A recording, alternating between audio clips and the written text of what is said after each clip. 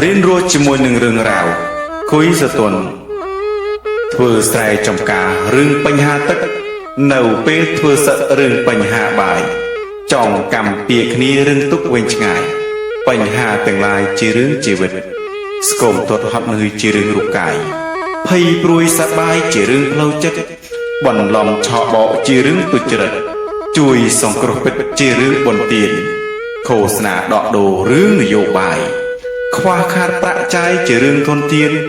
ភ័យខ្លាចចោលប្លន់ជារឿងអ្នកមានភ័យខ្លាចអត់ឃ្លានជារឿងអ្នកក្រ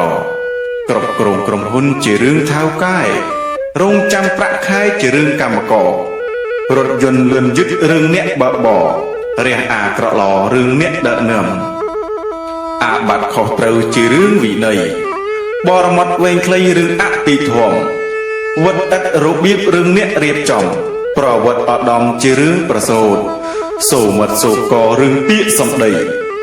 ទូពិតវែងខ្លីជារឿងយកកោតសុភាពព្រាបសារជារឿងស្លូតបូតឆ្លោះគ្នារហូតរឿងខ្វះមេត្តាគ្រប់គ្រងពលរដ្ឋជារឿងមន្ត្រីប្រពន្ធផុតប្តីជារឿងតណ្ហាបានគ្នាលួចលាក់រឿងឥតខានស្លាឥតស្ដាប់មេបារឿងចិត្តមនាបញ្ហាមានក្រជារឿងទ្រព្យធន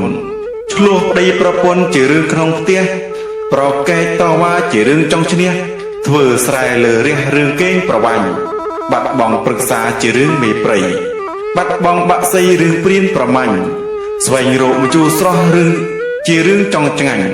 ងងក់ខ្នោខ្នាញ់រឿងស្រឡាញ់ស្អប់ល្បីល្បាញអាប់អនជារឿងគេឈ្មោះមានស័កមានយសជារឿងគូគប់ព្រឹកប្រាស់បែកបាក់ជារឿងអភ័ព្វបានមិនចេះស្អប់ជារឿងលុបលន់ការចិញ្ចឹមកូនរឿងម្ដាយឪពុក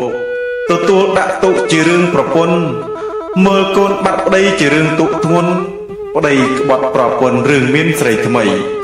ការធ្វើសង្គ្រាមជារឿងស្លាប់រស់ការងារពពោះជារឿងស្ត្រី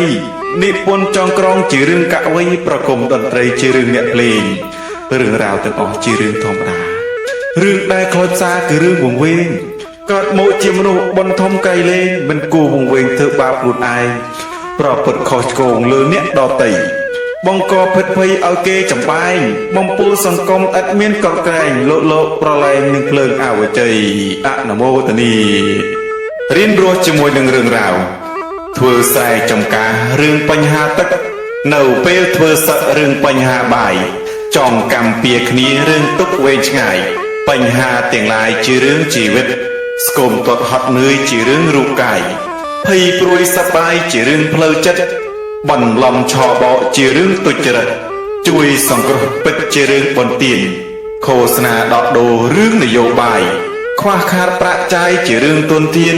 ភ័យខ្លាចអត់ឃ្លានជារឿងអ្នកក្រគ្រប់គ្រងក្រុមហ៊ុនជារឿងថៅកែរងចាំប្រាក់ខែជារឿងកម្មកររថយន្តលឿនយឺតរឿងអ្នកបើកបររះអាក្រក់អរឿងអ្នកដឹកនាំអាបត្តិខុសត្រូវជារឿងវិន័យបរមត្តវែងខ្លីរឿងអភិធម្ម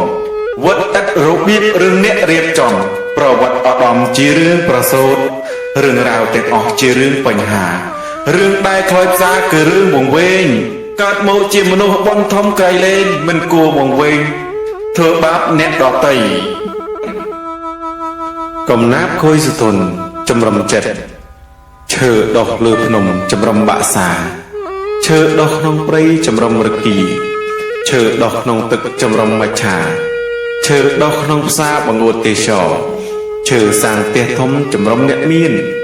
ខ្ទមតូចគៀនចម្រំអ្នកក្រសាងកុដិអារាមចម្រំអ្នកធម៌សាងកុសលល្អជាចម្រំដួងចិត្តរោមលបជ្រកពូនព្រោះតែក្តៅកាយដំបើមិនคล้ายប្រមានថ្នាំបិទមិនបៀតបៀនគេព្រោះតែអាណិតចង់ត្រជាក់ចិត្តដេចមិនរៀនធម៌ចេះធម៌វិន័យសម្ដីពីរោះទទួលកតញ្ញូមិនគេឈ្មោះល្អចិត្តក៏ត្រជាក់មានអ្នកកំដរគឺមិត្តប្រធរល្អប្របីណាស់គ្មានអ្វីត្រជាក់ជាងអ្នកយល់ធម៌គ្មានអ្វីដែលល្អជាជាងធម៌ព្រះគ្មានអ្វីសមរម្យជាងអោនសំពះបើជ្រោកក្នុងផ្ទះជំរះចិត្តផងបើត្រជាក់កាយតែខ្វល់ខ្វាយចិត្តកាយរួចទោសពិតចិត្តចាប់ចំណងកាយជាអ្នកមានស័ក្តិធំកន្លងចិត្តត្រូវគេចងចំណងកម្មគុណទំនួញអ្នកក្រ សពថ្ងៃខ្ញុំភ្លើអារម្មណ៍ខ្ញុំហើទៅឆ្ងាយគ្មានទីកំណត់កត់យោសប្បាយព្រួយចិត្តព្រួយកាយសំណាងមិនល្អខ្ញុំនឹកសង្វេគ